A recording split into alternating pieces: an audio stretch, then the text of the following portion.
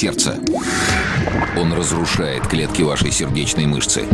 Появляются микрорубцы. Мышца теряет эластичность, работает на пределе возможностей и захлебывается кровью, не успевая ее проталкивать.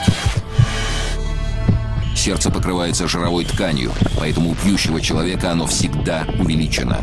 В артериях и капиллярах образуются тромбы, которые перекрывают доступ кислорода и питательных веществ в части сердечной мышцы. Ткани сердца отмирают.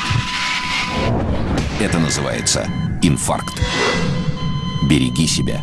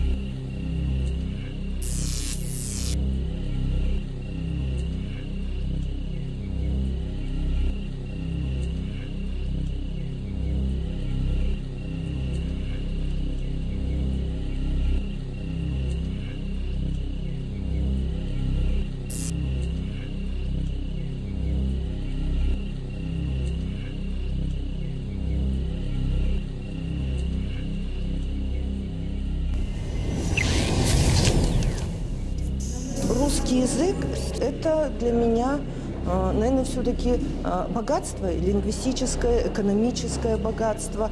Это то, что может сделать тебя успешным. Русский язык, объединяющий для всех нас вместе взятых язык,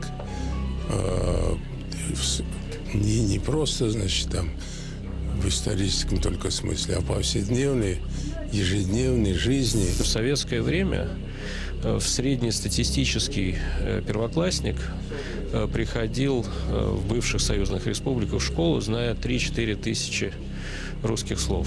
Сейчас, в лучшем случае, если такую школу он найдет, он приходит туда, зная 300-400 слов. Могу я другой русский язык употреблять, но я больше не позволю себе, так сказать, видоизменять язык. Придется на одном языке говорить все время. Хотя хочется иногда расслабиться.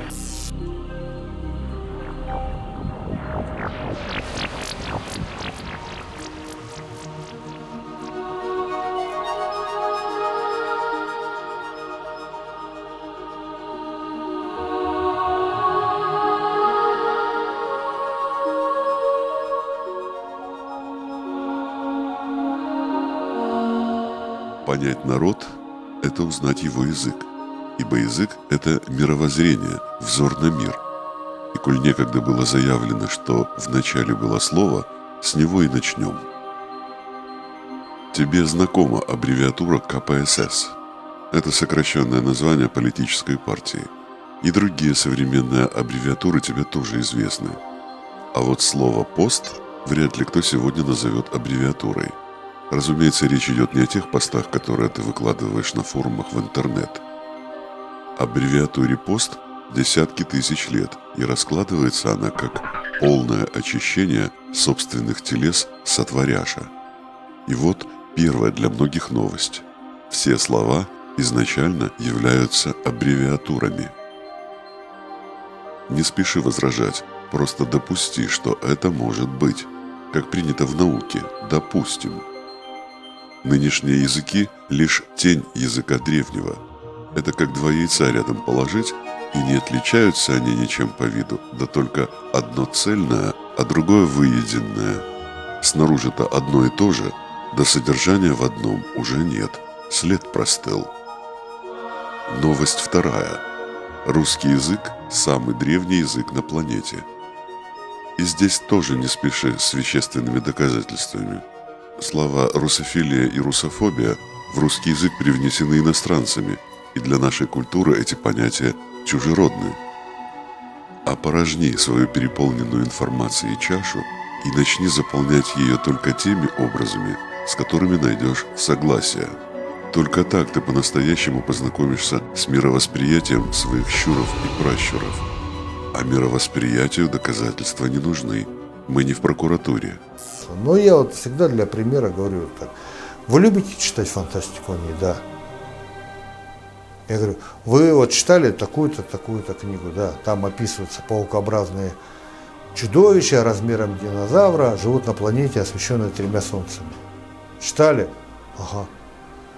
Я говорю, и представляли, как это выглядит? Да. Я говорю, а как вы могли представить то, чего не видели?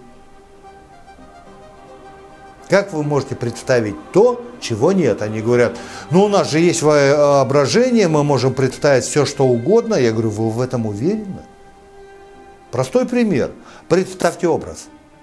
Поди туда, не зная куда, принеси то, не зная что. Создайте образ, обрисуйте его. Молчок. Я говорю, вот то, что у вас в родовой памяти информация хранится, с которой вы пришли о жизни в других мирах. И когда вы читаете ключевую фразу, она вам память и открывает этот образ. Просто так придумать ничего невозможно. Все новое – это хорошо забытое старое. То есть когда-то что-то где-то уже было. И было не только на Земле, но и во Вселенной. Теперь будет много новостей, поскольку предки позаботились, чтобы нам скучно не было. Только и успевай удивляться, трудиться, да радоваться. На 2 английских глагола to see и to look в русском языке припасено смотреть, глядеть, видеть, зреть, зырить, взирать, окоемить, глазеть, созерцать и так дальше. Сейчас большинство из них называют вышедшими из употребления анахронизмами. Но лиха беда начала. Стоит начать прояснять забытые образы, и родовая память вновь откроет путь не только к некогда утраченным способностям, но и к цельному мировосприятию. Это как волшебный ключ из древней славянской сказки, которым мудрая Тортила одаривает Пиноккио. Даже бесчувственная Полена, трудясь и совершая нравственные победы, имеет возможность стать человеком. Подожди, а как же ты пойдешь в школу? У тебя же нет азбуки.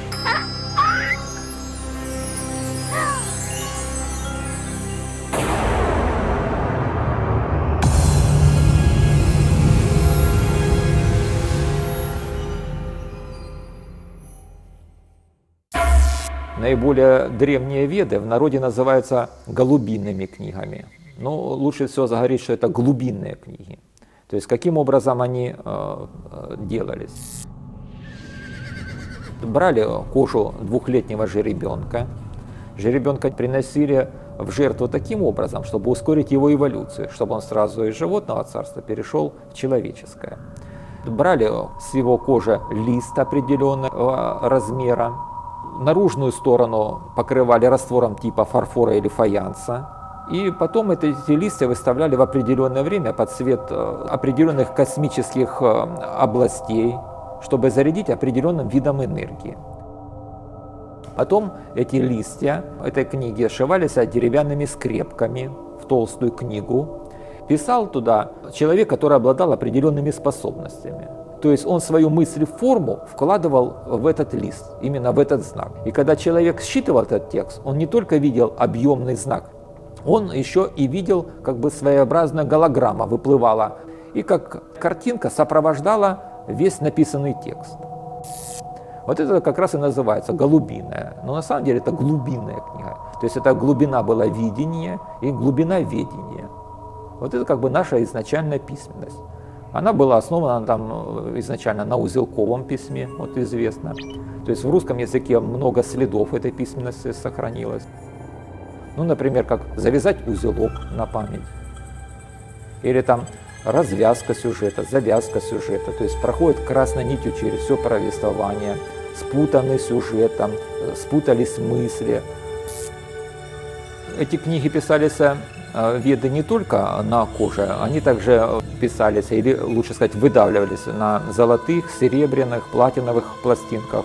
Часть была, конечно, уничтожена, Там, ну и много книг до сих пор хранятся, эти письменности, которые содержат весь наследственный опыт наших предков.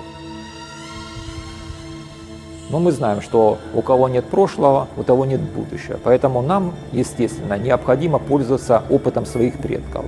Именно для этого веды нам и даны.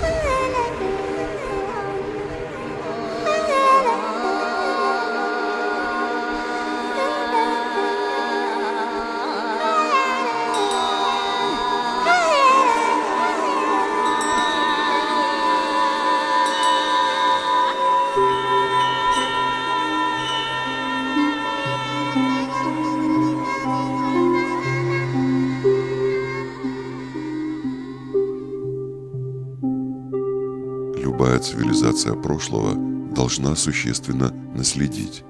Это основание существования исторической науки. Изучая древнюю ведическую культуру, мы не обнаружим оставленные ею помойки и радиоактивные могильники. Наши предки вполне комфортно жили в гармонии с природой и в колодец не плевали, потому и оставили после себя след иного порядка. Ведическая культура была основана на качественно иных знаниях и человеческих способностях. Появившаяся затем потребность в письменности и других протезах, согласно ведическим текстам, была вызвана утратой способностей и далеко не по житейским причинам. Сегодня мы судим о временах наших предков на основе чужого опыта. Это напоминает известных слепцов, спорящих о слоне, ощупав лишь по одной из его частей. Но у нас есть добрая весть. Когда человек узнает правду, он просыпается от наваждения. Есть у правды такое целительное свойство. Так вот, в эту трагическую ночь Сварога кое-кто не спал и сохранил волшебный золотой ключик. Можно сказать, на самом видном месте. Правда, чтобы им воспользоваться, нужно маленько потрудиться, самостоятельно. Но будущее того стоит. А это что? А это азбука. С ней ты пойдешь в школу.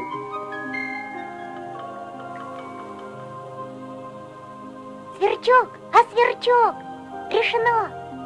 С завтрашнего дня я буду человеком.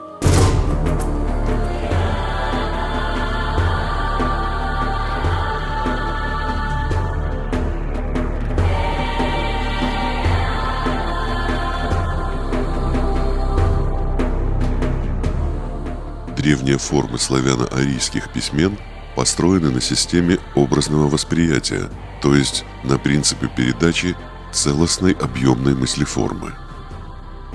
Образность письма унаследована от рун, которыми наши предки отображали окружающую их действительность.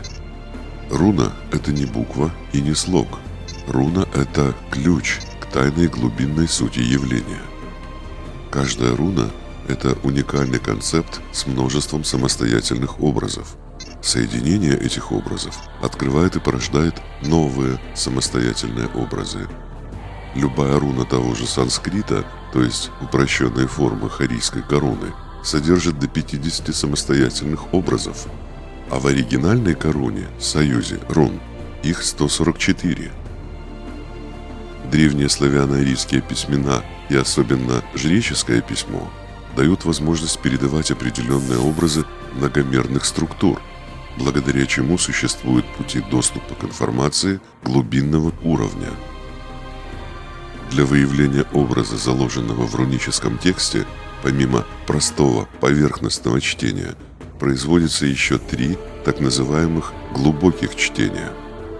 Результат каждого этапа чтения становится ключом к переходу на следующий, после чего все 4 этапа соединяются в единый текст и тогда производится дешифровка глубинной информации матрицы. Таким образом, мы имеем дело со своеобразной информационной матрешкой для всеобщего пользования, где простое чтение является носителем, который простой люд повторяет в песнях и гимнах из века в век, а жрецы владеют ключами для расшифровки глубинной информации. Так просто и надежно раньше обеспечивалась сохранность и передача древней мудрости. Более простое, но не менее образное содержание хранит в себе древнеславянская буквица. Ее урезание производилось неоднократно, начиная с Кирилла и Мефодия и вплоть до Октябрьского переворота, когда большевистская власть принудительно поменяла русскую азбуку на фонемный алфавит. А такой алфавит не способен обеспечить даже простое поверхностное считывание образов. Теперь становится понятно, почему выражение «азбучные истины» сегодня мало кому известно даже в виде отвлеченной поэтической метафоры. Будьте любезны, вам знакомо выражение «азбучные истины»? Честно, нет. Никогда не слышали? Нет. Вам знакомо выражение «азбучные истины»? Нет, не знакомо. Я даже не слышала. Нет, не слышала. Скажи, ты когда-нибудь слышал выражение «азбучные истины»? Нет. Нет? Оба не слышали? Понятно. А какой-нибудь образ возникает? Что это такое? Что-то такое. Поучение. Поучительное, правда. Что-то в этом роде. Угу. Понятно. Спасибо большое. Пожалуйста. Вы когда-нибудь слышали выражение «азбучные истины»? Нет. Никогда? Нет. Азбучные истины связаны с азбукой? Думаю, что нет. Понятно. Спасибо большое. Как? Азбучные истины. Азбучные истины, да, слышали. А что оно для вас означает? Но истины, которые не требуют доказательств. А вы можете назвать хотя бы одну?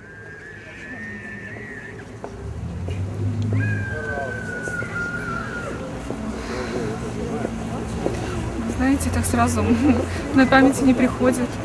Сложный вопрос вообще. Это не литературный. В жизни всякое бывает. И ни с чем это у вас не ассоциируется? Ну, азбучная истина, наверное, что-то даже не могу сказать, наверное, с азбукой. Всего 4 рисольда. Ранее существовало немало способов познания образов. Одним из них был табличный. Заполнение квадратов различного формата символами, несущими скрытую в них информацию, давало возможность взглянуть на творимый образ объемно и многогранно. Для примера возьмем самый простой. Заполним квадрат 7 на 7 49 знаками древнеславянской буквицы и учтем основное правило. При толковании сосредотачиваться не на символах, коими являются начертанные знаки, а на образах. При горизонтальном, вертикальном и диагональном прочтении каждой строки мы обнаружим 28 цельных математически точных текстов, которые генерирует эта система записи. Читаем по горизонтали. «Ас Бога ведает глаголя добро, которое есть жизнь». При диагональном чтении получим «Ас весьма мудр, устои творя родовые во времени». Вертикальное чтение даст нам «Ас живет, как слово цельное снизошло и утвердилось повсеместно». Или «Бытие общинное покоится на путях, соединяющих все естество». Возвращаемся к горизонтали. Жизнь, обильная на земле, гармонирует и с Вселенной, и с общиной, создавая древо мироздания. Это и подобные формы записи хранят в себе множество простых и ясных посланий, отражающих суть славяно-арийского мировоззрения. В самом языке заложена аксиоматика жизни. Это те самые азбучные истины, которые ведали наши предки.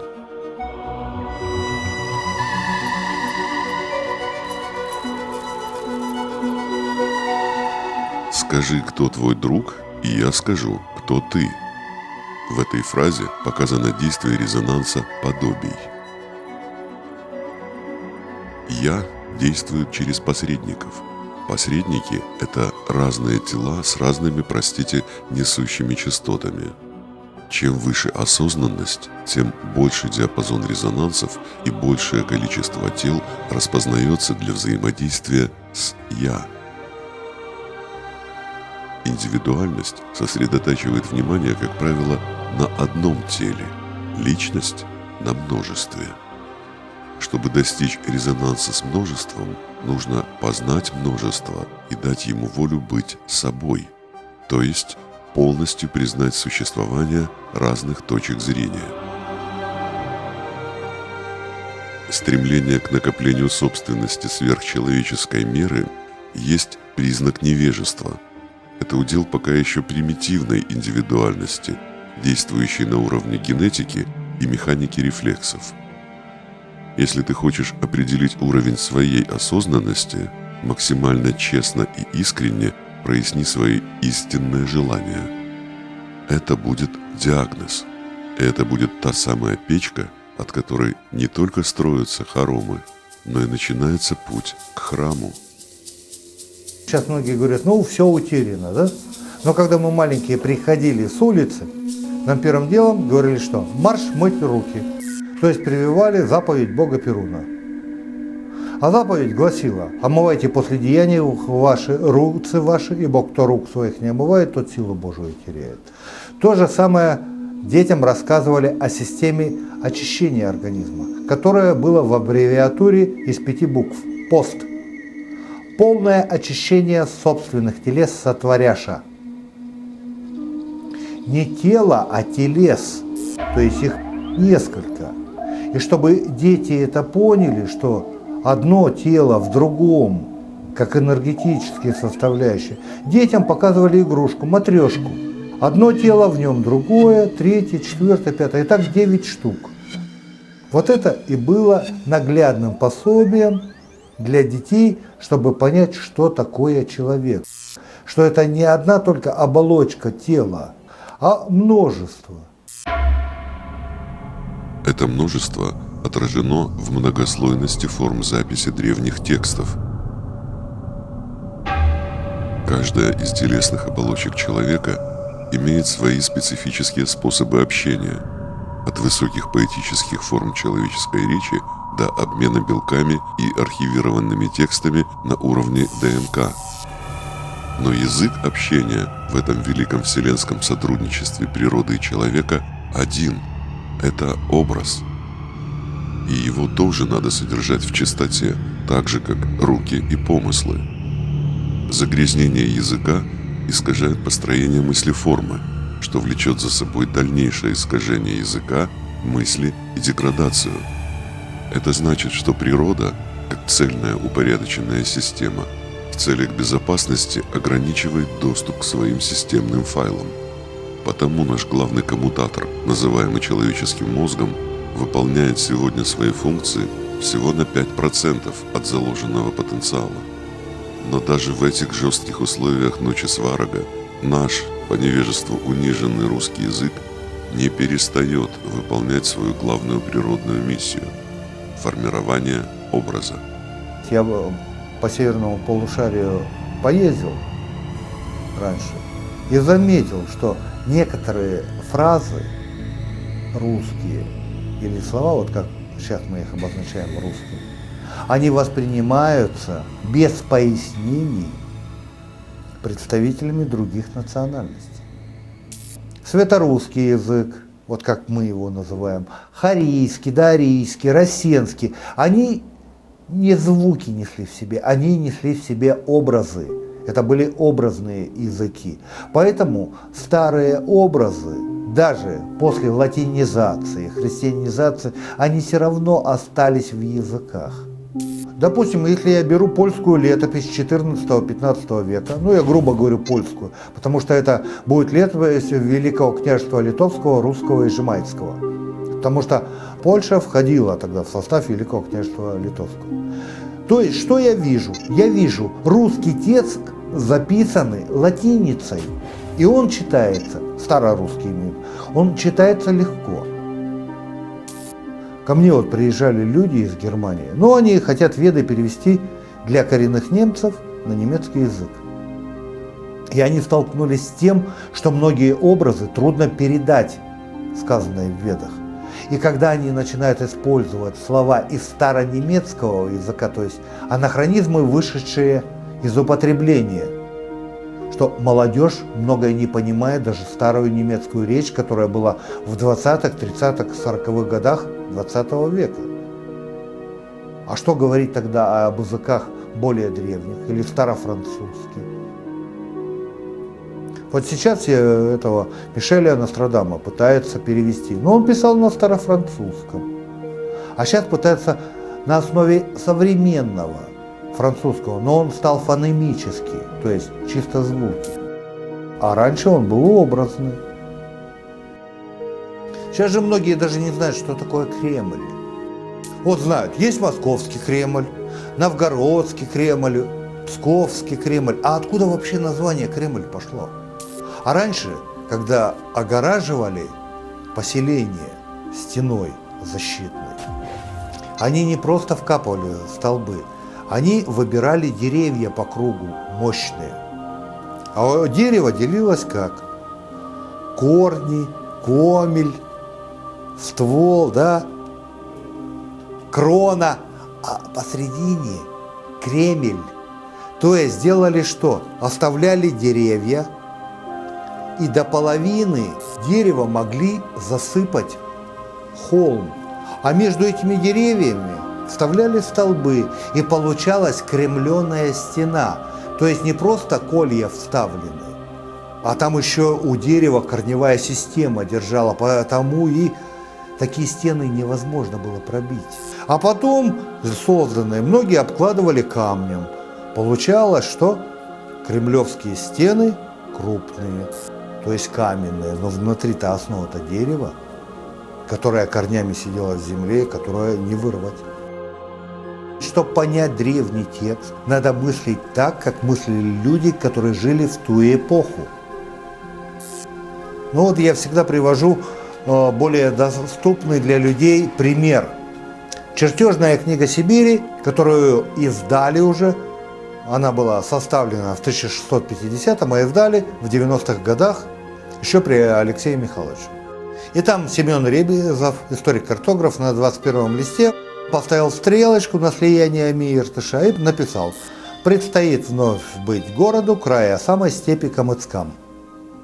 Советские переводчики, филологи перевели: на краю калмыцкой степи предстоит вновь быть городу.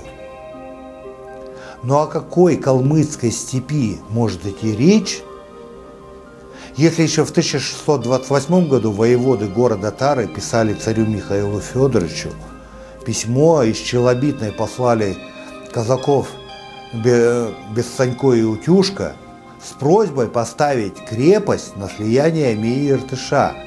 И писали: место хорошее, угожее, и лесу близко много, и из этого места и сачные земли, и сачных людей оберегать мощно. То есть получается, что современные филологи произошли от слова «филонить». То есть как слышу, так и понимаю. Ведь что написал Семен Ремезов, говоря образами 17 века? Предстоит вновь, то есть заново, повторно быть городу. То есть он был на месте древнего города. Край – это берег реки. Край, а самый правый берег реки рядом с чем-либо. Степь по-древнерусски, по-старославянски – это ступени храмов и зданий. А дальше идет Камыцкам, то есть камы-цекамы, камни на камни. То есть дословный перевод древнего текста 17 века звучит так: предстоит заново возродить город на правом берегу реки, рядом со ступенями храмов и зданий, из каменья на каменья положенных. Потому что, если взять даже христианские книги, да, и взошел Иисус на степи храма Соломона. Что, в храме Соломона степь простиралась? Или он все-таки на ступенях стоял? и изгонять шоторговцев. У нас всегда было такое понятие, когда объединяется все воедино, то есть все элементы в себя. Наши предки говорили «ал». И даже руна была «ал». То, что в себя вобрало все, как камень. Тай – это вершина, завершение, предел чего-то. И заметьте, Алтай – каменные вершины. Любой дом, особенно в лесу, там заимка, он огораживался тыном, столбами.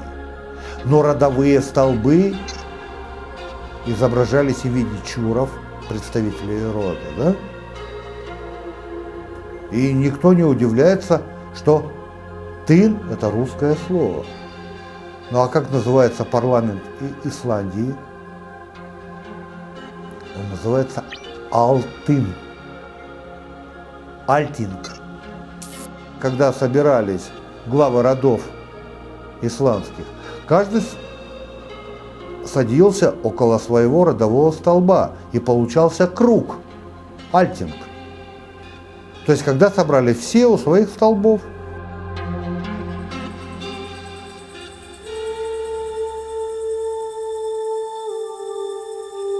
Древнерусский язык отличается от современного прежде всего внятной функциональностью. Изначальное название любого предмета или явления всегда связано с его природой и назначением, потому и понимание достигается легко и быстро. Например, наши имена раньше отражали не только характер, но и определенный путь, посредством которого человек реализует свое восхождение. Отсюда и заповедь предков – судить по деяниям, ибо, как начертано в харатиях света, поступок любой духовной сущности в первую очередь сказывается на ней самой. В духовном существе, коим является каждый из нас, заключена бесконечная сила. Причиной ограничения этой силы является только лишь решение самого «я». Если человек соглашается с подавлением, он подавлен. Теперь он будет доказывать свою правоту, указывая на причину вовне, в то время как сделать себя заложником собственного решения способен только он сам. Духовное существо не расположено в физической вселенной. Единственное, что оно может делать, это принимать решения. Но этого достаточно, чтобы создавать собственные вселенные. А проявлять собственные вселенные в явном мире можно лишь в сотрудничестве с другими. Славяне – это единственный народ на земле, который к богам обращается на «ты» по-свойски. Даже вот был такой хороший советский фильм «Русь изначальная», когда мальчик, учащийся у жреца, увидел, что он ругается на кумир Сварога. «Ты по что супостата не отвел?» Он говорит: «Велимудр, ведь Сварог наш бог, ты почему на него кричишь?» Он: «От него род ведем, а по-родственному и поворчать можно». То есть близкородственные отношения. Прополоть бы надо между богами. Да времени нет, хазары идут. Ой. Вот я тебе, по что не отвел беду? Дед, а вот ты Сварога бронишь и не боишься? От него род наш видел. А с роднёй не всегда ладишь. Успеть бы скрижали и запись родов сохранить. Пиши. Давайте заодно проясним слово «ты». Буквица «твердо» заключает в себе образ определенной и утвержденной структуры, расположенной в сферах миров Яви и Нави. Графика буквицы «твердо» – это основа, взаимосвязь земного и небесного, перекрытая небесной чертой и ограниченная гранями, то есть определенной обусловленностью. Один из образов буквицы «Яры» – это единство взаимодействующего множества. Объединив «твердо» и «яры», получаем «ты». то, что сотворено, соединено и определено, а потому известно и понятно. Поэтому обращение на «ты» относится к тому, кто известен, близок и приятен. А «вы» – форма обращения к не до конца исследованному и понятному, так же, как и образ слова «увы». Это когда мы находимся у чего-то, нами не до конца раскрытого. Выражение «иду на «вы» – это не «иду на врага», как часто можно встретить такое ошибочное толкование. Это буквально «иду познавать полностью, до конца». Сейчас любого физика спроси, что происходит со Вселенной. Физик скажет, Вселенная расширяется. А его спроси, а почему? И он не сможет ответить. Ребенок растет, он начинает дома из подушек, табуреток, лавок делать городушки, как говорят. Небольшое свое жилье. Потом он начинает, вырастает, делать шалаш. Подрастая, он начинает знакомиться с коном, с устоями рода, с традицией рода. И он видит, что вот в устоях можно для улучшения жизни рода добавить то-то и то-то. Но с чем-то они согласны, с чем-то не согласны. И они вносят свой вклад. Но мысль имеет свойство материализовываться. И этот мир появляется. То есть появляется еще одна маленькая вселенная, свой обитаемый мир. И вот этот маленький ребенок, он не сознавая, учится быть Богом, Творцом. Поэтому вселенная расширяется.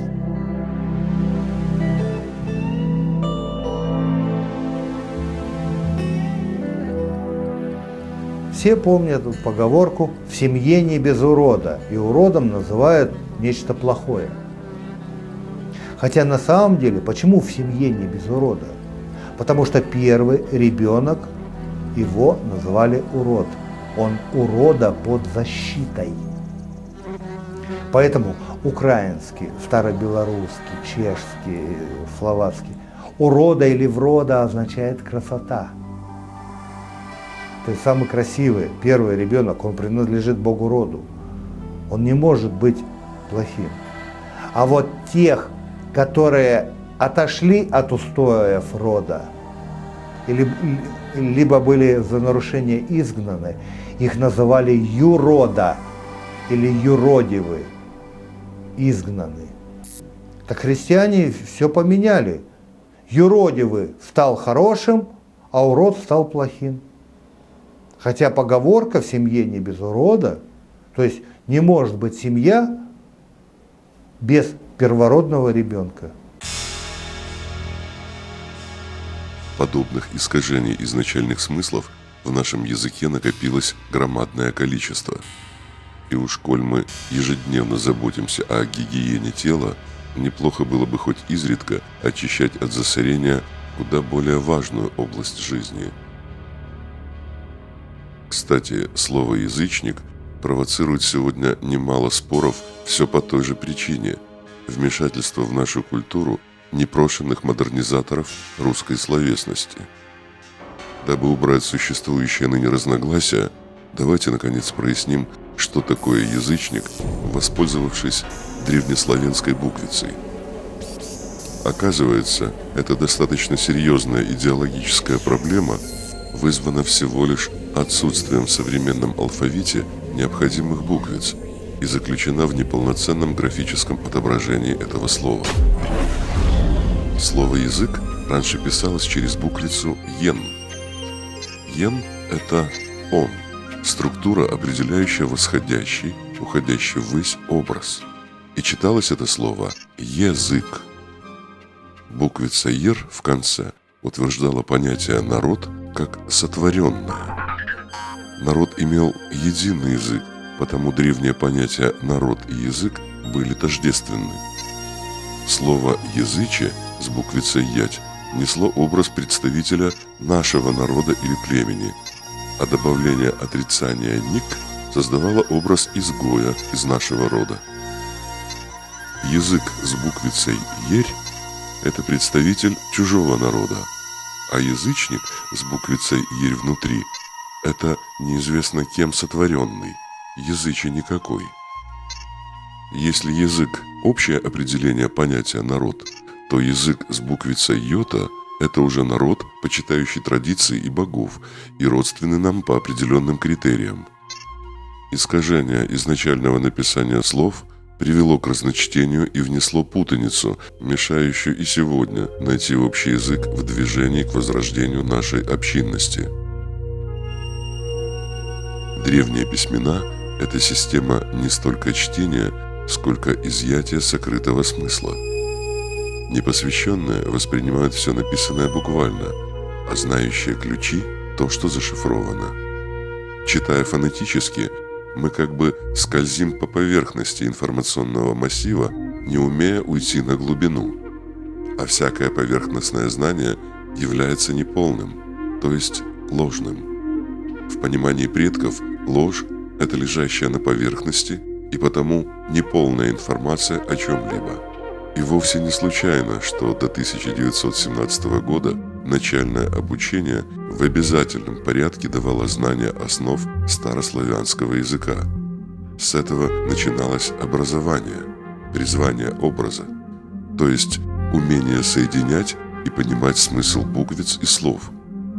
А без этого умения, дающего доступ к древним текстам, остальное обучение почиталось бессмысленным.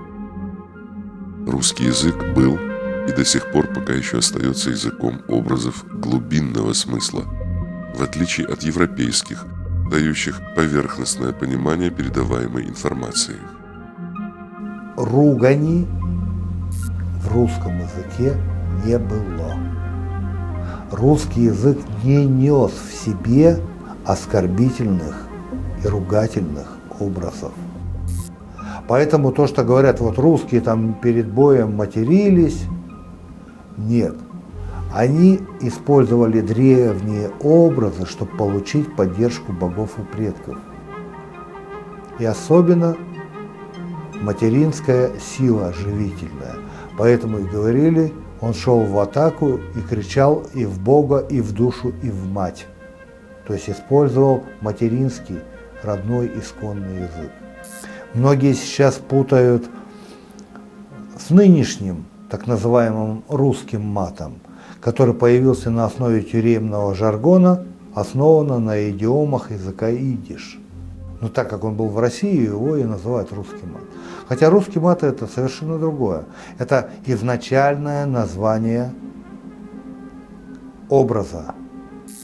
Сейчас все знают, уже и в фильмах, везде и дети 12-13 лет для связки слов используют слово «блядь». Но, согласно тех же словарей древнерусского языка, старославянского, древнеславянского, «блядь» – это пустомеля, болтун, пустой человек. А образ ему сейчас прицепили от совершенно другого слова, от слова «блуд». Ведь в старой форме и было блудник, блудница, блудодеяние. Слово, вот, которое многие воспринимают как жуткое ругательство, выебнуться. Выя – это шея, блудно – это распутно, тся – вращать. То есть древнее славянское слово «выебнуться» означало распутно вращать шеей. То есть, а распутно – это как бы расходиться с путем поведения. То есть недостойное поведение, когда человек начинает крутить шею, типа «посадите на коня, полюбуйтесь на меня». Такое недостойное поведение, как правило, проявляется у обремененных незаслуженным статусом невежд. А невежество есть зло, ибо большинство искажений происходит именно по причине невежества. Так произошло с множеством наших пословиц и поговорок, перевернув их изначальный смысл с ног на голову. Всем известна поговорка «первый блин комом», но уже почти никто не помнит ее изначальный смысл. Первый блин комом вовсе не означает неудачную выпечку. Комами наши предки называли медведей. Вот и подкармливали на Масленицу просыпающихся от зимней спячки голодных мишек. Отсюда происходит известное нам выражение «коматозное состояние» или «впасть в кому», то есть в спячку. Однако ночь Сварога подходит к концу, и мы начинаем потихоньку выглядывать из своих берлог. Солнышко яркое, вот мы и щуримся, вспоминаем помаленьку своих щуров, пращуров да былые времена. Сегодня ведическая культура начинает возрождаться на многих землях, и неудивительно, что прежде всего это происходит в России, Украине и Беларуси. Как всегда в таких случаях, пробуждение происходит неравномерно. Кто-то еще в коме, а кто-то уже бодрствует. Вот и возникают частенько споры да разногласия. Но наши предки позаботились и об этом. Зная о предстоящих испытаниях в период Кали-юги, так называют ночь Сварога на санскрите, наши предки, дабы не хранить все яйца в одной корзине, неоднократно совершали миссионерские походы, в том числе и в Древнюю Индию, и передали часть наших ведических традиций дравидам и нагам. Когда на славянских землях родная вера уничтожалась огнем и мечом, гималайские жрецы и монахи из поколения в поколение оберегали бесценное сокровище как зеницу ока. Наши индийские друзья сумели их сохранить, и сегодня эти знания о мироустройстве возвращаются на родину в своем глубинном содержании практически без искажений. Особенно тщательно были сохранены технические аспекты духовных систем самовосстановления, известных сегодня под общим термином «медитация».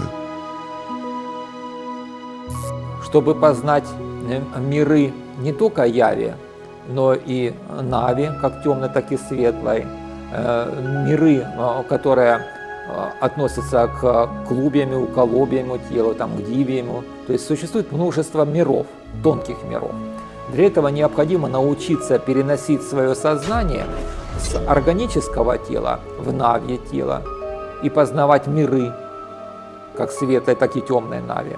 Потом нужно научиться переносить свое сознание в клубье тела и познавать миры в более уже емком виде. И для того, чтобы постичь еще больше этот мир, необходимо перенести свое сознание в дивье тело, то есть тело от полубога или бога мирославия. Тогда способности еще больше расширяются, то есть мы становимся могучими такими существами, что можем управлять этими законами этих миров. Вот это перенос сознания с одного тела в другое и называется процессом медитации, то есть постижение мира с помощью своих тел и оболочек. Трансцендентальное состояние – это транспорт, транспортировка, перенесение внимания в пограничную зону между сном и бодрствованием. Мы проделываем это естественным образом минимум 2 раза в сутки, засыпая и просыпаясь. Куда мы ходим во сне – это отдельная тема. А вот на границу перехода стоит обратить внимание. Это тот едва заметный рубеж, который мы обычно проходим неосознанно, а потому без внимания. Санскритский термин «бодхи» – это пробужденный, бодрствующая ха, то есть активизированная созидательная сила, причина. Восстановление способности бодрствовать во сне хотя бы непродолжительное время позволяет справляться со стрессами и всегда находиться в оптимальном трудоспособном состоянии. Ну и естественно это позволяет реализовать главную задачу бытия – постоянное эволюционное восхождение.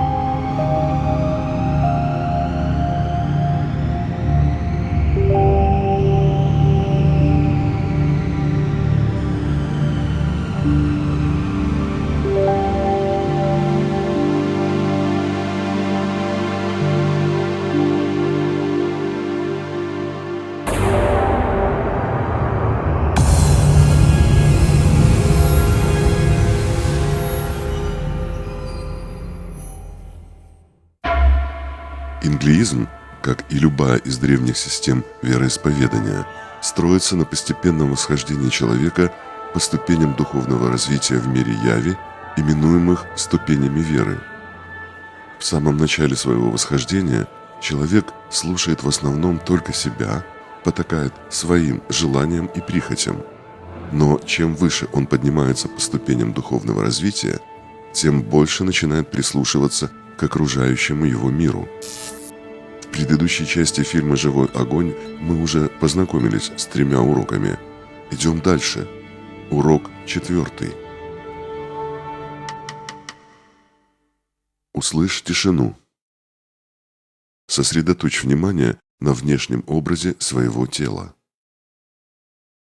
Постепенно удаляясь от тела, перенеси внимание на город, затем на страну, на планету, на Солнечную систему, продолжая удаляться, охвати взором галактику и так далее.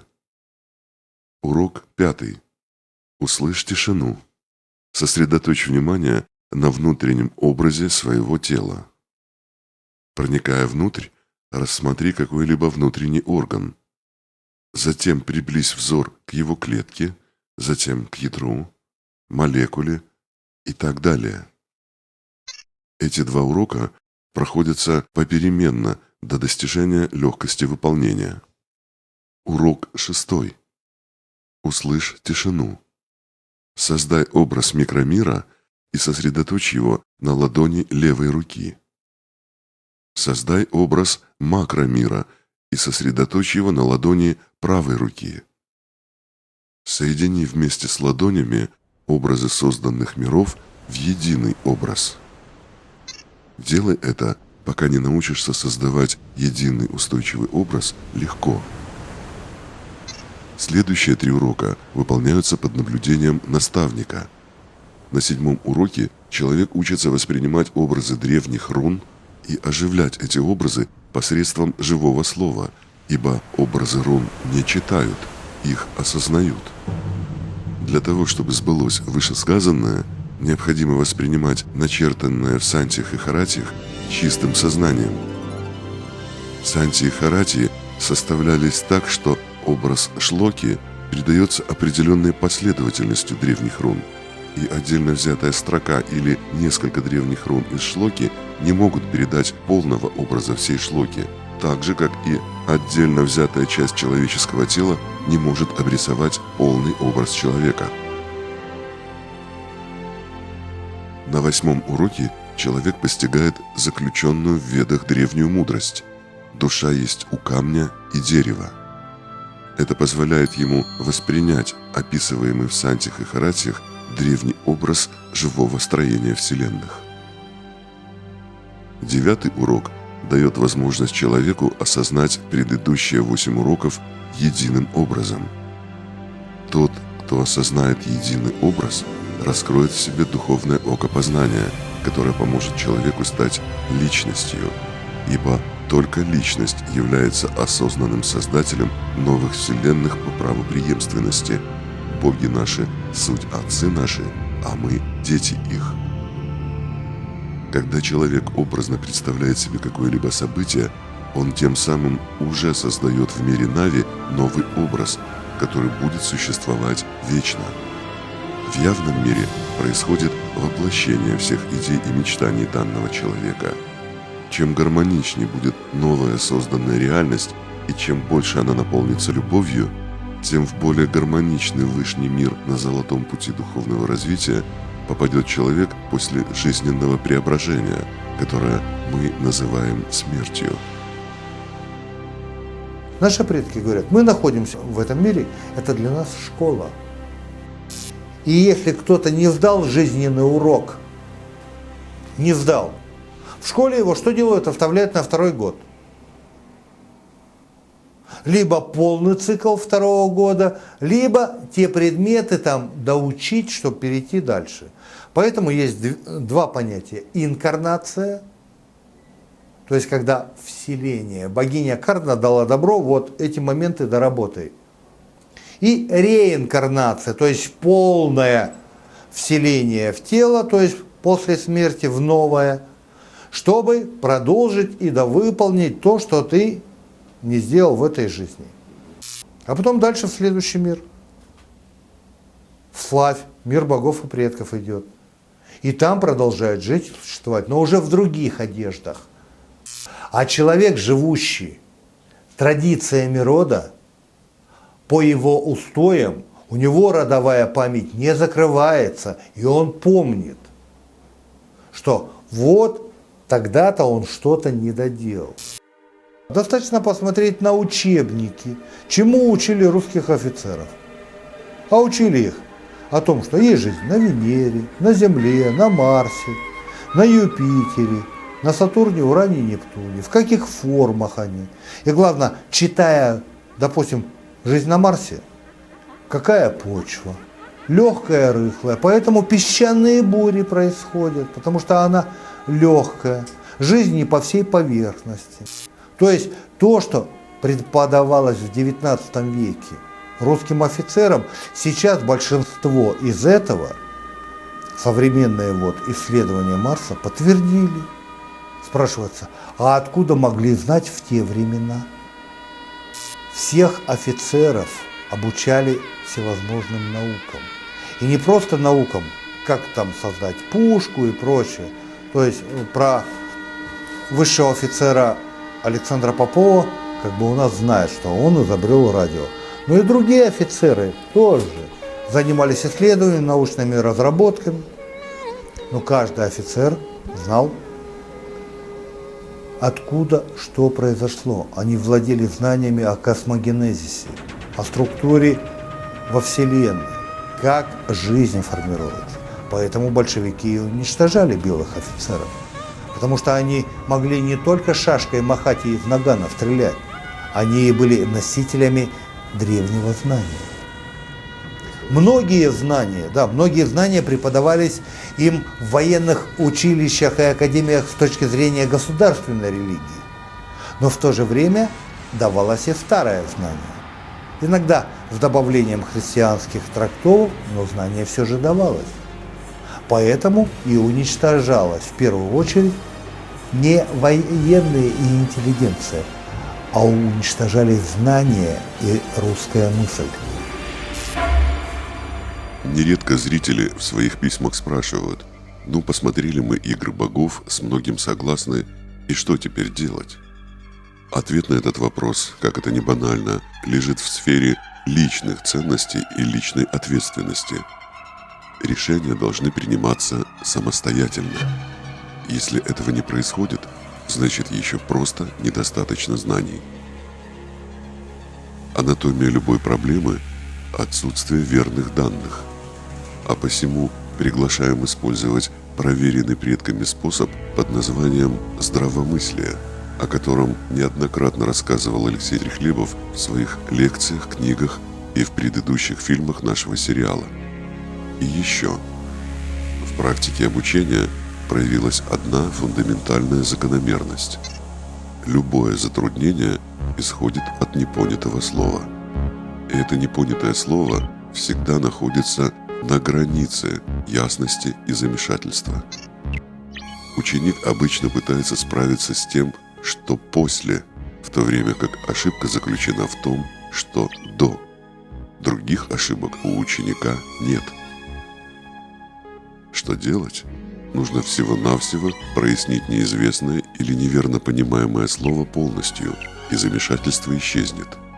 Но в современных словарях есть множество базовых слов, значение которых искажено по причинам квалификационного или идеологического характера.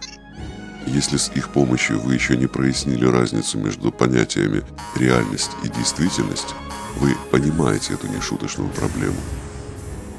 Что происходит в случае, когда мы пропустили искажения? Наши последующие шаги будут основаны на лжи, и чем дальше мы будем идти, тем тяжелее будет продвижение вперед. Так мы оказываемся в тупике еще большего замешательства. Кончается это, как правило, психическим срывом и отказом от обучения вообще. Тем не менее, проблема решаема. Чтобы не умножать ошибки последних поколений, нам стоит основательно восстановить причинно-следственную связь событий и базовые образы родного языка.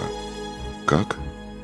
Всякий раз при появлении замешательства будем делать шаг назад и прояснять образы и события до полной ясности с помощью наставлений наших предков. это нелегкий путь. Возможно, нам потребуется вернуться, как говорится, к самой печке. Но только обнажив правду, мы сможем восстановить, наконец, человеческий порядок в нашей глючной общественной системе.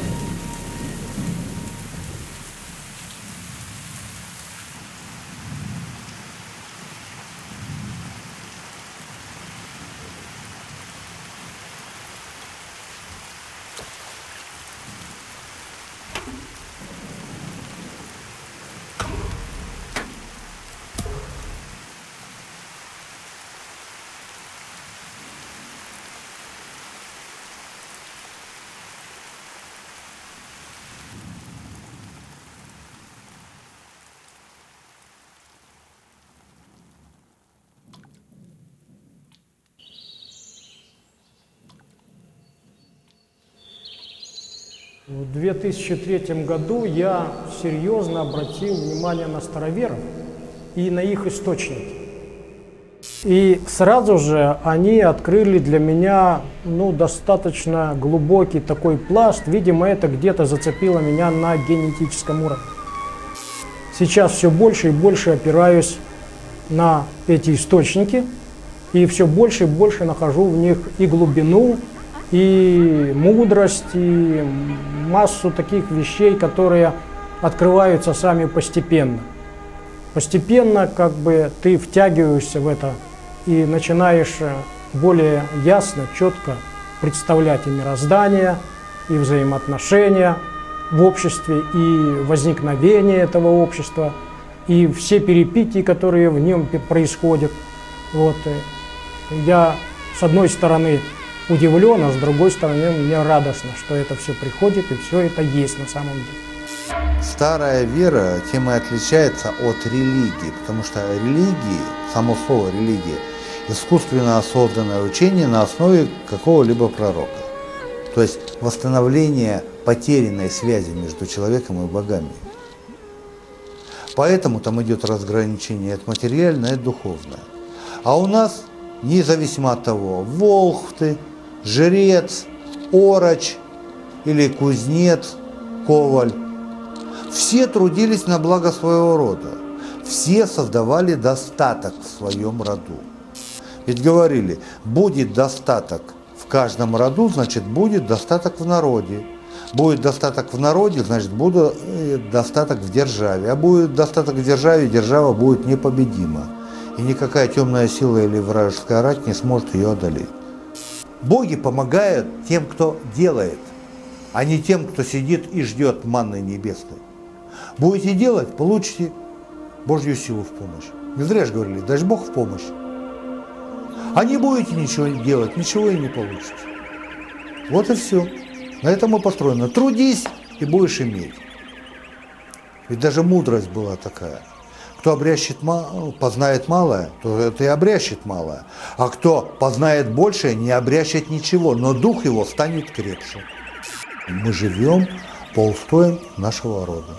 Так было, так есть и так будет. Чтобы узнать нужные сведения без искажений, необходимо обращаться к первоисточникам. Это очевидно. Сведения бывают разного уровня важности. Одни хранятся в общественных библиотеках, другие в специальных хранилищах. Есть множество способов поиска и обнаружения любого материального объекта, поэтому особо важные документы по соображениям безопасности не копируются, не фотографируются, к ним не позволено прикасаться и хранятся они в секретных местах. И если кому-то не удается их отыскать, это еще не означает, что они не существуют. А есть сведения настолько важные, что в тайне содержится не только место хранения, но и сам факт их существования. Когда такой факт скрыть не удается, в общество вбрасываются разного рода противоречивые слухи, которые порождают домыслы и замешательства. К наиболее важным относятся сведения о мироустройстве. Сегодня они искажены, и тому есть две причины. Первая – это стремление отдельных групп обладать инструментами скрытого управления. Вторая причина, и она более существенная – наше невежество.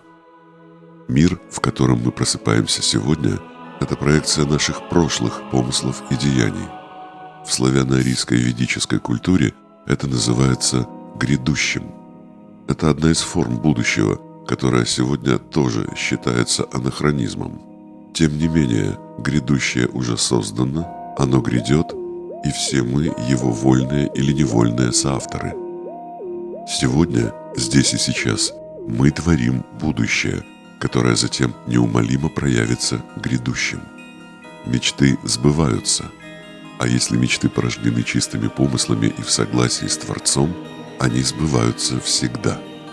Эти чистые помыслы и есть живой огонь мечты. Это самое важное сведение о мироустройстве. И хранится оно в доступном и надежном хранилище, в образах нашего древнего русского языка. А первоисточником являешься ты, его последний носитель.